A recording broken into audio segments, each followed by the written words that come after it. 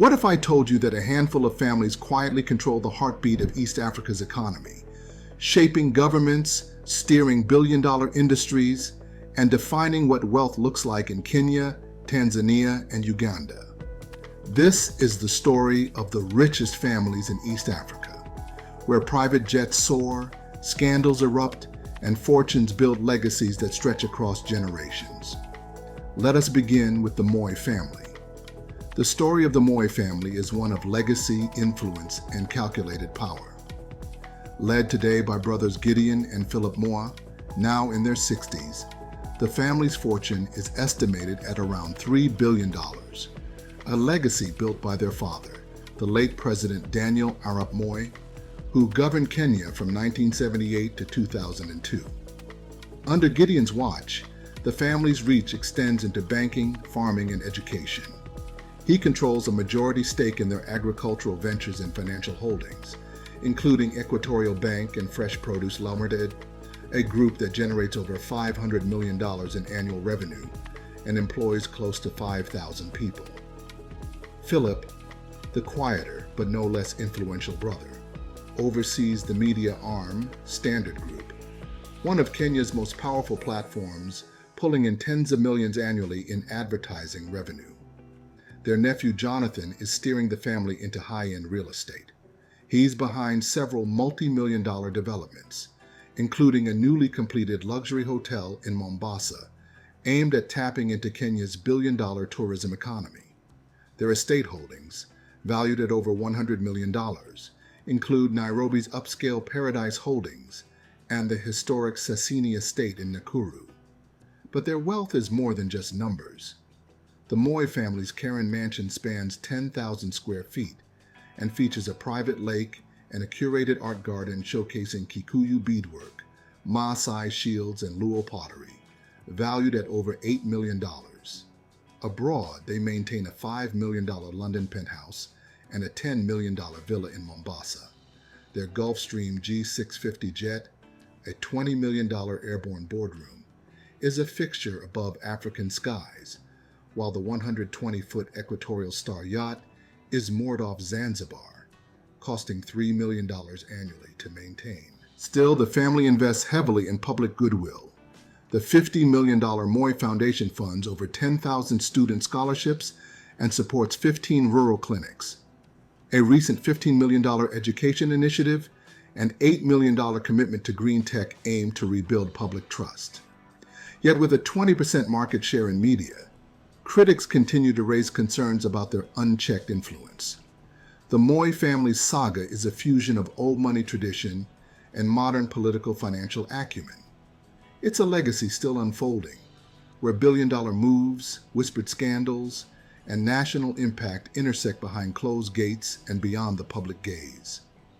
The Kenyatta family is a name woven into Kenya's national fabric, synonymous with power, land, and legacy. At 92, Mama Ngina Kenyatta remains the quiet matriarch, while her son, Uhuru Kenyatta, a former president himself, guides the family's billion-dollar empire. Once valued at $2.8 billion, their fortune has dipped slightly to $2.5 billion. But make no mistake, the Kenyattas still remain one of East Africa's most powerful families. Their roots trace back to Kenya's first president, Jomo Kenyatta, but the family has evolved far beyond politics. Today, they dominate in dairy through Brookside, which supplies over half the milk market, alongside major holdings in banking, NCBA, media, MediaMax, and a staggering 500,000 acres of land stretching from Nairobi to Tanzania's northern corridor. These assets generate hundreds of millions annually and support over 4,000 jobs. Uhuru, known for his smooth diplomacy and sharp boardroom instincts, controls the family's biggest stake. Mama Nina's daughter, Nina Kenyatta, leads the real estate division, including the crown jewel, Northland City, a $50 million smart city development rising on the outskirts of Nairobi. Meanwhile, Muhoho Kenyatta runs Brookside's vast dairy operations, overseeing daily production of 500,000 liters of milk and steering new ventures, like their 2024 AgTech expansion aimed at Tanzania's booming agriculture sector. Their lifestyle reflects their stature, but remains deeply tied to Kenyan culture. The family estate in Muthaiga, a sprawling 9,000 square foot manor, surrounded by orchards and an infinity pool, holds a $6 million collection of Gikuyu wood carvings, tinga-tinga art from Tanzania, and kamba woven baskets. They vacation in their Nyali Beach villa, cruise off Lamu aboard a sleek 110-foot yacht named Brookside Breeze, and jet set aboard a Falcon 7X aircraft fitted with a custom mahogany bar. Labor strikes, political donations linked to land permits, and tax probes have also stirred public anger. In one notable case, a $10 million tax underreporting investigation was settled privately for less than half. Still, the family has leaned into philanthropy to balance the scales. The Kenyatta Foundation, backed by $40 million in funding, supports 8,000 students and manages a network of 12 schools across Kenya. A new $10 million dairy fund and housing grants were recently launched to rebuild trust and reinvest in rural communities. For all their critics, the Kenyattas remain a force in Kenya's business and political arenas. With a 30% market share in dairy and deep influence in finance, land, and media, they continue to shape the nation's direction, both publicly and behind the scenes. Next on the list, the Chandaria family, led by industrial titan Manu Chandaria, 95, and his son Mahesh, 65, commands a $1.7 billion fortune, steady since 2024 according to CentWarrior.com. Their empire began in 1956 with the founding of Comcraft Group, now a global manufacturing giant operating in over 40 countries, producing steel, aluminum, and plastics. In Kenya, Chandaria Industries dominates the hygiene sector, supplying essential goods and employing over 40,000 workers across its network. Mahesh oversees manufacturing, while Priya, 40, leads the family's expanding real estate interests, including Nairobi's iconic Comcraft Towers. Recent ventures like a $10 million eco-plant in Thika aimed at Uganda's green economy and an $8 million fintech platform serving 300,000 users show the family's push into innovation and sustainability. Their lifestyle mirrors their legacy, rooted in refinement, not flash. The Chandaria residence in Westlands, a 7,000 square foot villa, is more cultural retreat than palace, featuring a $5 million art collection of Meru wood carvings, Kisi soapstone, and Mughal miniatures. The family splits time between a $6 million Kampala condo, a London flat, and their $12 million Citation Latitude jet. The 100-foot yacht Steel Crest sails quietly along Seychelles, while their $6 million car collection includes a Mercedes Maybach, Range Rover SV, and a vintage Jaguar. Manu's signature Kitan suits and Breitling watches, Aruna's Gucci handbags and Valentino heels, and Mahesh's Burberry elegance all reflect understated luxury. Their 2023 Nairobi Expo, which drew 4,000 attendees, cost $400,000, yet another signal of their influence in industry circles. Still, like many dynasties, they face shadows. A 2023 X uproar with over 50,000 posts alleged illegal chemical dumping in Thika, linked to a prior 400,000 shilling Keebs fine. Labor unrest in 2021 over $3 million in unpaid wages involved 2,000 workers, while a 2020 tax probe over $8 million in underreported income ended in a $3 million settlement. Next up, the Merali family, guided by 45-year-old Samir Naushad, carries on a legacy of sharp business acumen and quiet wealth. Their fortune, steady at $790 million as of 2024 according to Statista, is anchored in the Samir Group, an empire founded by the late Naushad Merali. From telecom and manufacturing to high-end real estate, the group operates across Kenya's economic arteries. Samir oversees the group's major holdings, while his sister Zara, 40, manages a growing portfolio of investments, including the sleek Rivan Center in Nairobi. Their brother Tariq, 38, heads the telecom division, which serves a base of over 200,000 users. Recent expansions, like a Nairobi logistics hub targeting Tanzania's $2 billion market and an ag-tech project spanning 2,000 acres, show the family's eye for future-proof growth. At home, their lifestyle is polished but deeply cultural. The family's Mediterranean-style estate in Runda features a private cinema, Zen garden, and a curated $4 million collection of East African and Ethiopian art. They split time between a Dar es Salaam condo, a Dubai suite, and travel in their private jet, the Hawker 800. Their yacht, Rivan Wave, glides across the Kilifi coastline, while a Porsche Cayenne, Tesla Model S Plaid, and classic Ford Mustang make up part of their car collection. With a 70% stake in the business, Mohammed drives the company's $500 million annual revenue and oversees a workforce of 30,000. His brother Hussein handles the group's vast manufacturing output, while their sister Asma leads the beverages division, which distributes tens of millions of liters annually. In 2024, a $20 million plant in Dar es Salaam was launched to capture part of Kenya's $1 billion consumer market, while fintech and agricultural investments continue to deepen the family's footprint. Their lifestyle reflects a mix of coastal elegance and cultural depth. The Dewjis reside in an 8,000 square foot estate in Oyster Bay, complete with a private beach, art gallery, and a $6 million collection of Zanzibari doors, Maasai beadwork, and modernist Tanzanian art. They also own homes in Nairobi and Dubai and travel aboard a $15 million Citation X jet.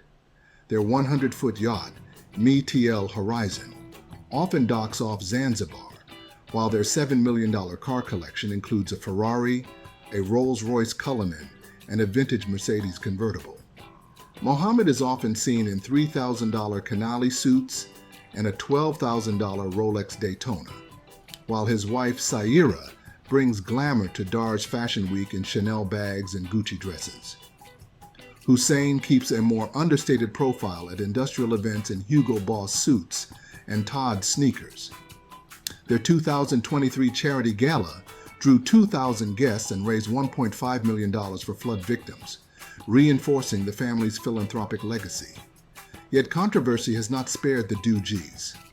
A 2023 social media storm with 60,000 posts accused them of tax evasion through Mauritius, allegations linked to a previous TRA audit but never proven. Environmental violations from a Morogoro factory and a large-scale labor strike have stirred further public attention. In 2024, rumors tied a $5 million political donation to export licenses, while a $3 million settlement followed a disputed $8 million land acquisition in Arusha. With a 25% stake in Tanzania's manufacturing sector, critics worry about monopolistic tendencies. To rebuild trust, the Dewji Foundation, with $40 million in funding, supports over 10,000 students and 12 hospitals. New investments, like a $12 million education fund and $7 million in green tech, aim to restore confidence, but the family's rise remains both admired and closely watched. Next, the Bakresa family, led by Tanzanian business magnate Said Salim Bakresa, 75, continues to anchor one of East Africa's most influential conglomerates. With a steady fortune of $900 million in 2024, according to NubiaPage.com, the family controls the sprawling Azam Group, founded in 1980 and now a household name in food production, beverages, plastics, and ferry transport. Said 65% stake fuels the group's $350 million revenue engine, employing over 10,000 people. His son Abu Bakar, 45, heads the beverage division, which pumps out more than 60 million liters annually, while daughter Fatma oversees a fleet of 20 ferries that keep regional trade moving. In 2024, they launched a $15 million plant in Zanzibar, aiming to capture part of Uganda's $800 million consumer market and deepen their East African footprint. At home, the Bakresas blend tradition with modern luxury. Their Upanga estate in Dar es Salaam is a 7,000 square foot waterfront villa, complete with a private marina, a sprawling library, and a $5 million collection of Swahili carvings, antique Zanzibari chests, and Makonde sculptures. The family also maintains a condo in Mombasa, a London residence, and travels aboard a $12 million Hawker 850 jet. Their yacht, Azam Pearl, often seen gliding through Dar's coastline, reflects their love for the sea and regional heritage. Their car collection, worth an estimated $6 million, features a Bentley Continental GT, a Porsche Panamera, and a vintage 1968 Rolls-Royce. Said is known for his Xenia suits and Omega timepieces, while his wife Zainab appears at Zanzibar's festivals in flowing Dior dresses and Louis Vuitton bags. Abubakar's tailored Armani suits and polished style often headline business expos, reinforcing the family's image of quiet elegance. But like many dynasties, the Bakressas haven't escaped controversy. A 2024 tax evasion allegation involving $10 million in offshore accounts stirred 50,000 online posts, tied to a previous TRA probe, though no charges were filed. Labor protests in 2022 over unpaid wages led to a $1 million settlement. Up next, the Madhvani family, one of Uganda's oldest business dynasties, continues to expand its influence under the leadership of 70-year-old Meyer Madhvani. Their car collection, worth an estimated $7 million, includes a Rolls-Royce Ghost, Lamborghini Urus, and a vintage Jaguar. Mayur is often seen in Canali suits and a $12,000 Rolex Explorer, while his wife Mina dazzles at Kampala's Fashion Week in Chanel bags and Gucci dresses. Nikesh, equally polished, represents the next generation at trade expos in Jinja, signaling a smooth generational transition for the family's brand of refined power. Yet even long-standing dynasties aren't immune to scandal. In 2023, a social media storm erupted over alleged tax evasion involving $12 million routed through Mauritius, linked to a 2022 URA audit, but never confirmed. Earlier, a waste disposal violation at a Jinja plant drew a hefty fine and environmental backlash. Labor disputes, land controversies, and claims of political favoritism, like a rumored $5 million donation in exchange for sugar contracts, have sparked waves of online debate and public scrutiny. In response, the family has strengthened its philanthropic commitments, launching a $10 million education fund and $6 million green tech initiative in 2024. Through the $30 million Madhvani Foundation, they continue to fund 6,000 students and support 10 hospitals. Still, with a 20% share of Uganda's sugar market, questions around dominance remain, even as the family positions itself for another century of legacy and leadership. Finally, the Ruparelia family, Uganda's most prominent business dynasty, continues to rise under the leadership of Sudhir Ruparelia, 65. With a net worth of $1.3 billion as of 2024, up 8% from the previous year according to Forbes, the family controls the sprawling Ruparelia Group. Founded in 1985, the group spans real estate, banking, education, and hospitality, generating $350 million in revenue annually. Sudhir's 65% stake remains the backbone of the empire, which employs over 12,000 people. His wife Jyotsna oversees their hospitality division, which includes 15 high-end hotels, while their son Rajiv, 35, leads the real estate arm, managing developments like Crane Towers and a new $20 million shopping mall projected to generate $25 million in rental income. With additional investments in fintech and agriculture, the Ruparelias continue to broaden their business reach across East Africa. Their lifestyle reflects their stature, grand, curated, and unmistakably cosmopolitan. The family resides in a $15 million estate in Nakasero, featuring a private cinema, rooftop pool, and a $7 million art collection made up of Baganda carvings, Luo shields, and Mughal masterpieces. Other homes include a luxury condo in Dar es Salaam, a Dubai penthouse, and a Gulfstream G550 jet used for international travel. Their 110-foot yacht, Crane Star, sails across Lake Victoria, while their $8 million car collection includes a Bentley Mulsanne, Ferrari Portofino, and a vintage Rolls-Royce. Sudhir favors Keaton suits and a $15,000 Patek Philippe Aquanaut, while Jyotsna often appears at Kampala's art fair in Hermes bags and Dior gowns. Rajiv, representing the next generation, is a fixture at regional expos in sharp Zegna tailoring and Italian loafers. But even empires like theirs face public scrutiny. In 2024, a wave of 70,000 social media posts accused Sudhir of $15 million in offshore tax evasion, linked to a prior URA probe, though never proven. Labor disputes, including a 1,200 worker protest in 2022, and environmental fines related to hotel waste have sparked further criticism. A land dispute in Wakiso, allegedly involving $10 million, was settled quietly for $3.5 million, while political donation rumors involving a $6 million NRM contribution continue to fuel debate. To mend their image, the Ruparelius have ramped up philanthropy. Their $35 million foundation supports 7,000 students and funds 10 clinics, while a $12 million community fund and $7 million health grant were announced in 2024.